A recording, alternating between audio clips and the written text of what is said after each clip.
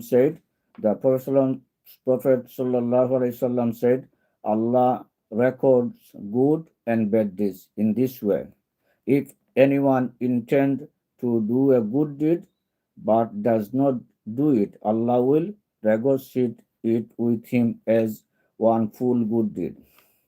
And if he intends a good deed and then carries it out, Allah records it with him as 10 to 700 times in reward, or even increases it may times over it many times over. If anyone intends to do a bad deed but does not actually do it, Allah records it with him as one full good deed.